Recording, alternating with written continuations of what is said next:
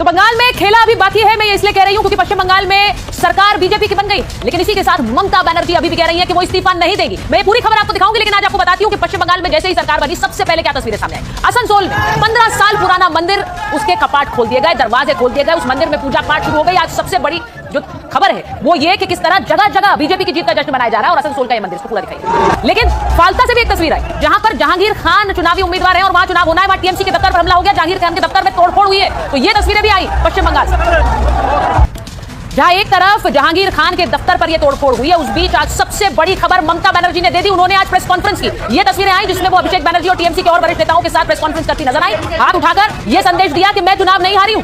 ममता बनर्जी ने आज धावा बोल दिया। आज क्या क्या कहा आपको यह सुनवाती। ममता बनर्जी ने आज कहा कि विधानसभा चुनाव में मेरी हार नहीं हुई है, मैं चुनाव हारी नहीं हूं, मुझे हराया गया। उन्होंने कहा कि लोक भवन जाकर मैं इस्तीफा नहीं दूंगी, मैं अब कोई उपचुनाव नहीं लड़ूंगी, जीतती तब भी विधानसभा नहीं जाती। उन्होंने कहा कि काउंटिंग सेंटर को हाईजैक किया गया और मुझे काउंटिंग सेंटर से धक्के देकर निकाला गया। ये वही आरोप है जो कल रात उन्होंने लगाया, लेकिन आज उन्होंने कह दिया मैं इस्तीफा ही नहीं देने वाली हूं। चुनाव आयोग और केंद्र में एक मिलीभगत है और बंगाल में मेरी सरकार की वापसी होगी, बीजेपी हारेगी तो हम भी ऐसा ही करेंगे। यानी बीजेपी को चुनौती भी दी और यह भी कह दिया मैं इस्तीफा नहीं दूंगी। तो ममता बनर्जी कह रही हैं कि मैं अब चुनाव हारी नहीं, मुझे हराया गया है। आगे आपको यह भी बताऊंगी कि किन किन सीटों पर सबसे ज्यादा वोट कटे और वहां टीएमसी जीती या हारी। लेकिन आपको यह बताती हूं कि ममता बनर्जी जब कह रही है कि मैं चुनाव नहीं हारी हूं, दूसरी तरफ पश्चिम बंगाल में क्या हो रहा है। हावड़ा के टीएमसी दफ्तर पर ये देखिए किस तरह से तोड़फोड़ हुई। अब टीएमसी के दफ्तर में तोड़फोड़, इस पर बीजेपी के नेताओं से सवाल पूछेगा। बीजेपी के नेता कह रहे हैं आम लोग हैं जिनका गुस्सा फूट रहा है ममता बनर्जी पर। तो विशेषज्ञों का मानना है कि जब तक ममता बनर्जी चाहे वो इस्तीफा न देने की बात कह सकती है, लेकिन उसके कोई मायने नहीं है क्योंकि विधानसभा भंग होनी ही होनी।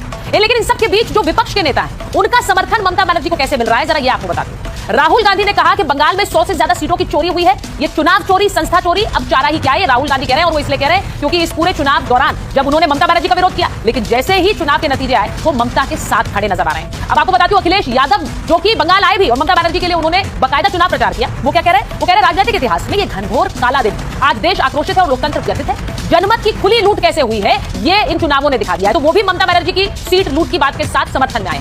अरविंद केजरीवाल क्या कह रहे हैं। अरविंद केजरीवाल ने कहा कि 2016 में मोदी लहर में बीजेपी ने बंगाल में 3 सीटें जीती थी, लेकिन जब मोदी जी की लोकप्रियता पाताल में तब कैसे जीत गए। तो वो सवाल उठा रहे हैं पश्चिम बंगाल की जीत पर और सीधे सीधे कह रहे हैं कि ये जीत कैसे मुमकिन है।